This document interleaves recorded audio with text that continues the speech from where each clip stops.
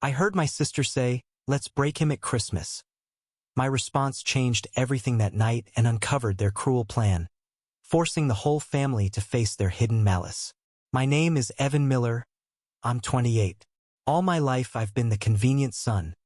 Quiet, polite, never arguing, always smoothing the air around me. My family in Seattle is the polished kind. Money, status, and an obsession with looking perfectly composed at every gathering. My sister, Jenna, 31, a rising star in a big corporate law firm, is their trophy of success, their favorite story to retell.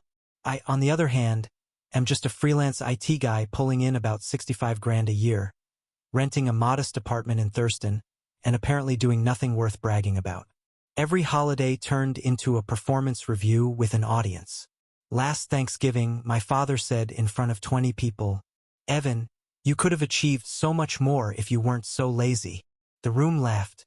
I stayed silent. So when I arrived early this December, a week before Christmas, ready to help decorate the house like I always did, I wasn't expecting anything unusual. I walked down the hallway, hearing the familiar creak of the old floorboards, and was just about to step into the living room when Jenna's voice sliced through the air. "Let's break him this Christmas." My heart stopped mid-beat. My father replied in a measured, casual tone, as if commenting on the weather, "It's time to put the boy in his place. He's gotten too comfortable." My mother let out a dismissive hum. "In front of everyone. So he finally understands where he belongs." I froze in the doorway. They weren't discussing plans. They were discussing me. I pressed my back against the wall, breathing slowly, carefully, the way you do when you're trying not to exist. Their voices carried through the cracked doorway more clearly than I wanted. Jenna continued, sharp and confident, like she was presenting a strategy to a boardroom. "At dinner, I'll start. I'll ask how much he made this year. Make him say it out loud. Let everyone hear the number." My father answered with a thoughtful hum, as if he was designing a lesson, not a trap. "And I'll compare it to your cousin's salary. 210,000 this year." Evan needs a reminder that freelancing isn't a life. It's an excuse. My mother laughed. A soft, condescending little sound I knew too well. "And I'll say I'm tired of supporting a grown man." The sting was sharp but familiar. This wasn't new. What came next was, Jenna's voice dropped to something almost gleeful. "We're clearing out his room. I already arranged for the guys to move his things to the basement tomorrow." My father agreed immediately. "Yes, we'll call it a motivational step. Something to push him forward." My mother added, almost cheerfully, "I've wanted to turn that room into a walk-in closet for years." A cold wave spread through me. They weren't just planning to embarrass me in front of the entire extended family. They were planning to erase me from the house entirely. As if removing my childhood room would somehow erase the parts of me they didn't approve of. They wanted to break me. Their word. Not just correct. Not teach. Not guide. Break. I stayed in that hallway, fists tightening involuntarily. Something inside me. Something small, patient, long-suffering. Snapped with a quiet, definite finality. But they weren't finished. Jenna continued, stepping into her attorney tone. The one that made people shrink even when she wasn't talking to them. "Once he's embarrassed enough, he'll stop arguing.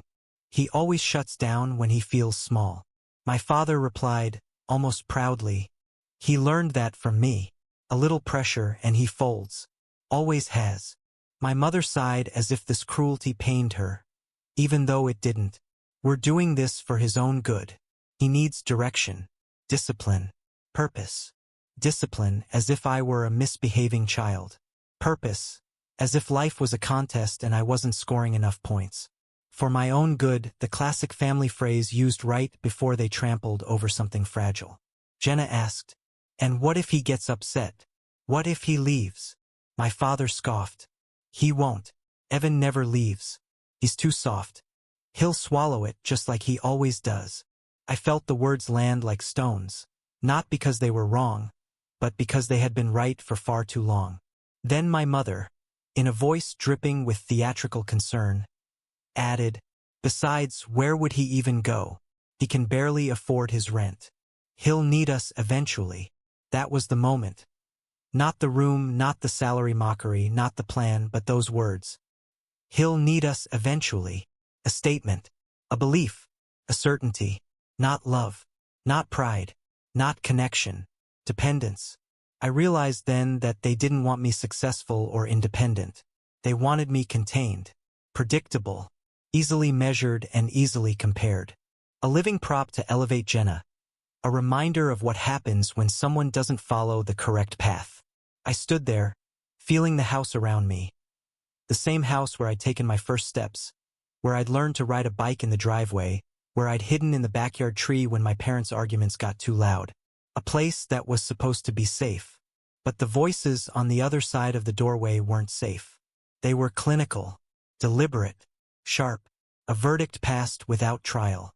I didn't step inside the room. I didn't confront them. I didn't shout or cry or ask why. I simply turned around and walked back to the front door, each step feeling heavier and lighter at the same time. Heavy with truth, light with clarity. Whatever family I thought I had wasn't standing in that living room. And whatever version of myself had tolerated all this quietly, he wasn't going to survive much longer. Something had already broken, but something else was waking up. I slipped out of the house as quietly as I had arrived, careful not to let the front door creak. The cold December air hit me like a bucket of water, sharp and cleansing. I didn't look back. I couldn't. The sound of their voices was still echoing in my skull. Each word a little blade carving out the last remnants of whatever illusion I'd been holding on to. I drove with no direction, just movement. Block after block, through neighborhoods decked in Christmas lights, past families carrying trees to their cars, kids running with hot chocolate cups. The entire city felt wrapped in warmth. I felt like I was floating outside a snow globe, watching a life not meant for me. I didn't stop until I reached the parking lot of a 24/7 diner on the edge of town. The neon sign buzzed above me, casting a tired pink glow across the hood of my car. My hands trembled as I pulled out my phone. Muscle memory dialed the one person who'd never made me feel small. Hannah. We'd met in college. She studied psychology. I studied computer science. We bonded over our mutual belief that cafeteria noodles were a crime against humanity. She was the one person who genuinely listened, who didn't turn my quietness into a flaw but into a space to fill with trust. She picked up on the second ring. Evan? Hey, you okay? You sound. Her voice softened instantly. Where are you? What happened? I swallowed hard. The words felt heavy, but they came out smooth, like clarity had finally found its shape. They want to humiliate me on Christmas, hon. My voice cracked despite my effort. They were planning it, laughing about it. They want to break me in front of everyone. Silence. Then an exhale sharp enough to cut glass. Oh my God, Evan. Her anger wasn't loud. It was tight, controlled, the kind that meant she was restraining herself from driving a car through my parents' house. She asked carefully but firmly, "Are you leaving them? For real?" Yes. It was the first time I'd said it out loud. Felt like unlocking a door I'd been staring at for years. Forever. She didn't hesitate. Come to my place. Right now. I mean it. Her voice was calm, but the kind of calm that stands with you in storms, not the kind that avoids them. I will, I said. But first, I need to do something. Truthfully, I needed to do several things. Because something inside me, something quiet, long neglected, had finally woken up. And it wasn't fear I felt, or sadness, not even anger. It was clarity. Sharp, cold, unwavering clarity. I drove home. My actual home. My small apartment with its crooked lamp and mismatched plates, and the peace I'd built for myself without realizing its value. I sat at my desk, opened my notebook, and started writing a plan. Not a revenge plan. Not an emotional outburst. A boundary plan, my first real one in 28 years. Step 1. Do not show up to Christmas dinner. My absence would puncture the perfect image my mother curated every year like an art installation.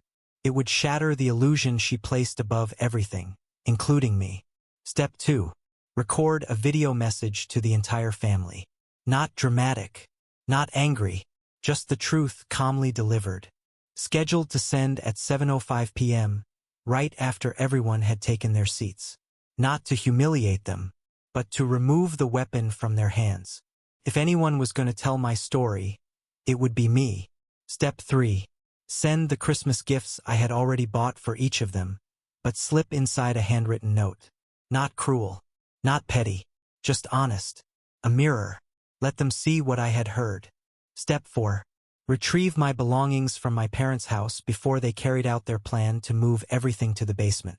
My childhood room wasn't worth much, but it held the last pieces of the boy they still thought they could control. Step 5. Cut ties. Set boundaries. Decline every call, every guilt trip, every family meeting they would inevitably try to force. Make it clear I wasn't coming back. Not as their scapegoat, not as their emotional punching bag, not as the son they could parade around as a cautionary tale. By the time I finished writing, the trembling in my hands had stopped. Inside me there was no storm, no noise, just a deep, steady silence that felt like stepping into a long-awaited snowfall. A silence made of resolve. I closed the notebook, took a slow breath, and realized something astonishing. For the first time in my life, I wasn't afraid of disappointing them. I was done being someone they could mold, bend, or belittle. Done dimming myself so they could shine brighter. Done sitting quietly while people who were supposed to love me plotted how to break me. I stood up, grabbed my keys, and stepped into the night with a strange, solid certainty. This Christmas would be the end of the old version of me, and the beginning of someone they never expected. Someone they could no longer control. December 24th, 6:45 p.m.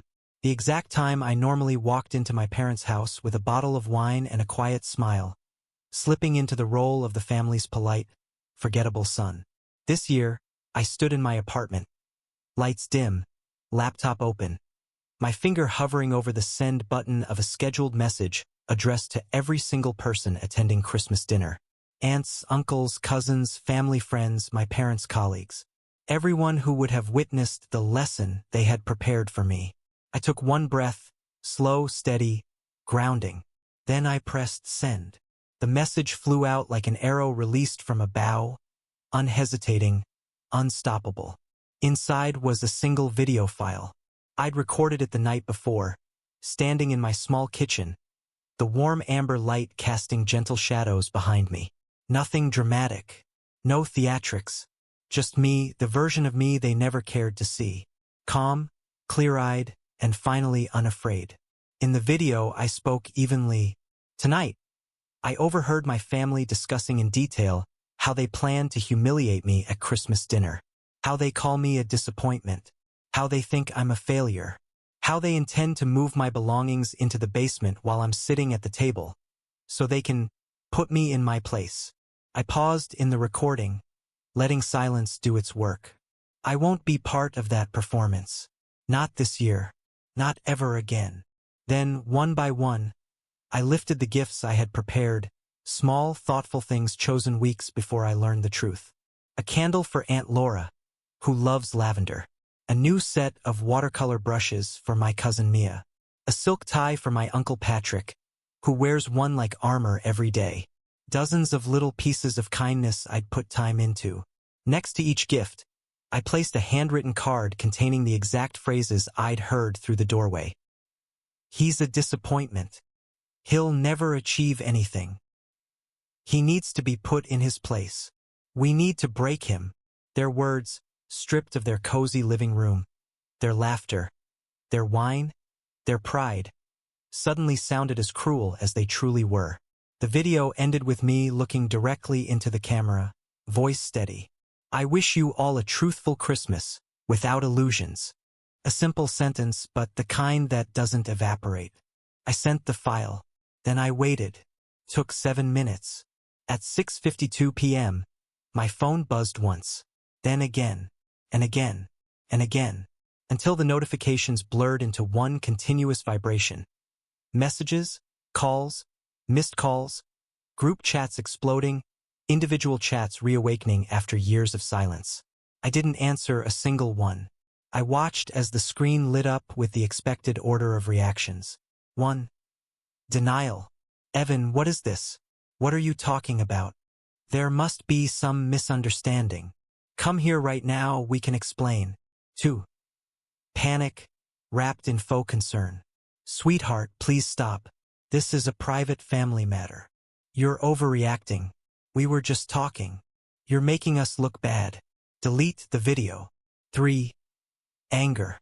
How dare you share this with everyone? You are ruining Christmas. You're being dramatic and manipulative. 4. Deflection. Why would you spy on us? You must have misheard.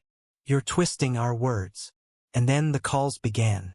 First Jenna, then my mother, then my father, then every combination of the three in group calls as if they hoped strength in numbers would help them regain control of the narrative.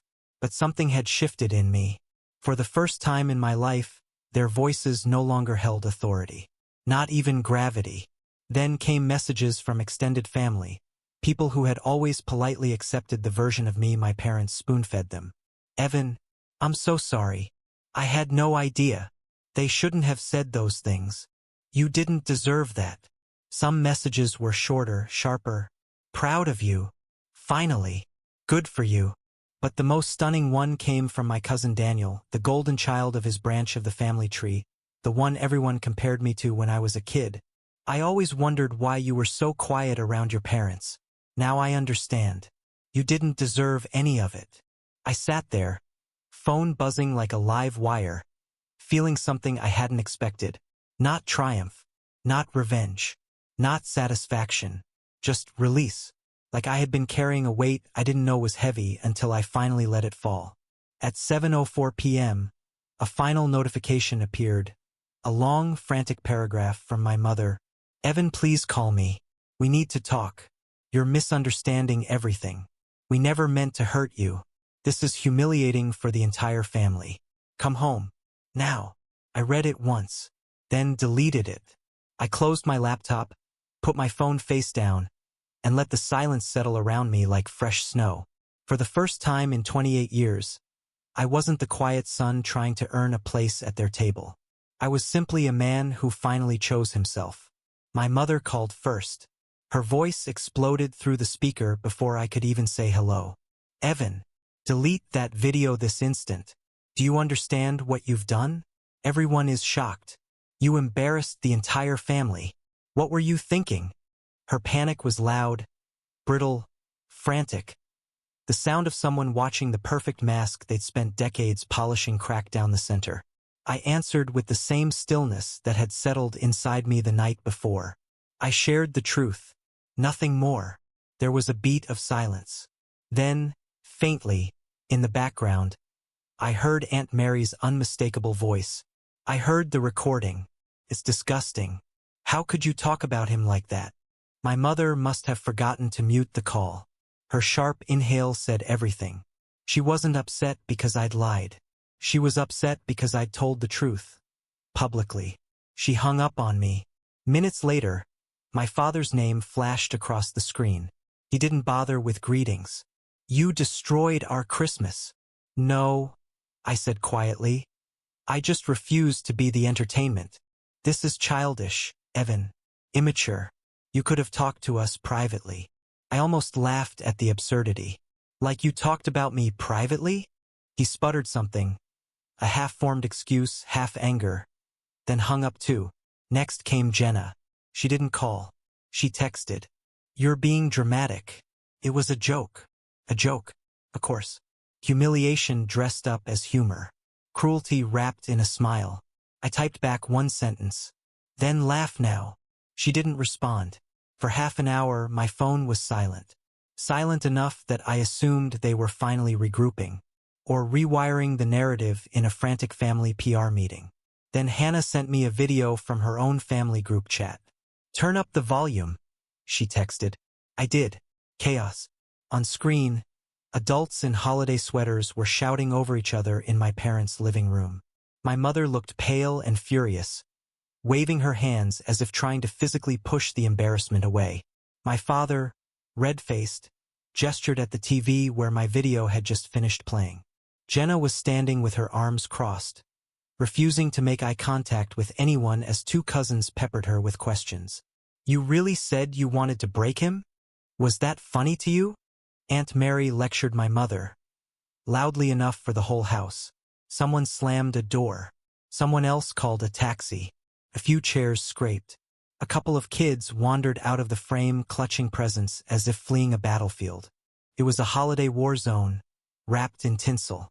And then, like a quiet bell amid the shouting, I heard the soft, trembling voice of my grandmother. "I'm ashamed of all of you." My chest tightened. I hadn't expected her voice. Hadn't expected her clarity. That moment alone told me I'd done the right thing. Hannah texted after the video. "They can't spin it. Everyone saw the truth." For the first time that night, I felt a warmth that wasn't anger or adrenaline. Then came the message I truly didn't expect. My phone buzzed with a new text. Michael, my cousin, the one who'd always kept a polite, almost distant neutrality. The golden boy of his household. The one I was always compared to in school. His message read, "Evan, I'm here for you.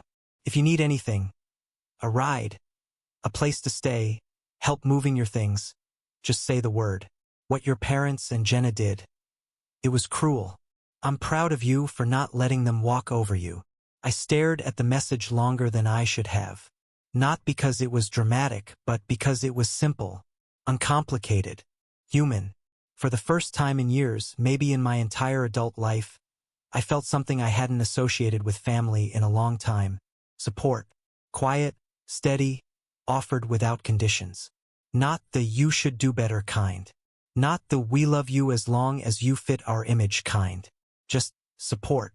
A single thread of connection that wasn't built on obligation or comparison. I leaned back on my couch, letting the city's Christmas lights reflect off my window, and realized something remarkable. This Christmas wasn't ruined. It was honest. And honesty, painful, messy, raw, was better than any illusion they'd ever tried to force me into. 2 weeks after the Christmas disaster. After the video, the arguments, the phone calls they thought could guilt-drag me back. Life delivered consequences they hadn't planned for. Not because of me, because of who they were when no one was watching. It started with my father. One morning, he received an email from his longtime corporate client, a firm representing half his yearly revenue. They were ending their partnership. Politely, professionally, but final. His partner at the firm had seen the video, or rather heard about it. Reputation travels fast in certain circles. And apparently, for a man whose entire career was built on appearing stable, reliable, ethical, the idea that he could sit in his living room and discuss breaking his own son did not pair well with the polished company image. He was labeled, quietly, without drama, as unreliable. My mother suffered next. She'd spent years cultivating her public persona. The compassionate organizer, the woman who hosted charity brunches and fundraisers for local causes. But donors don't like scandals, especially scandals featuring emotional cruelty. Several organizations she worked with sent her carefully worded messages.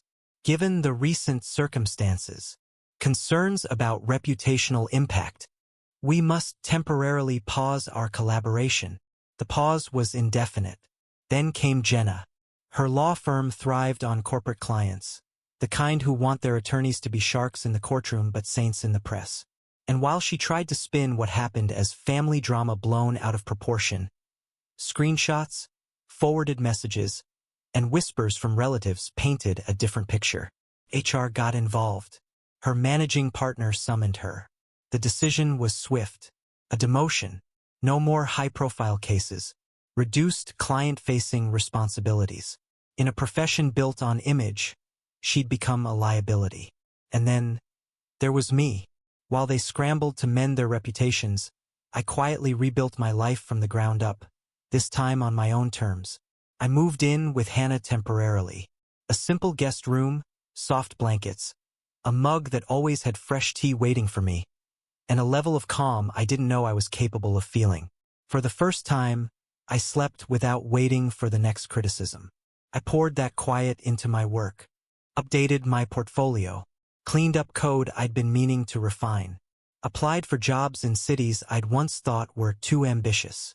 2 weeks later, an offer landed in my inbox. A tech company in Portland. Salary, $95,000. Remote friendly.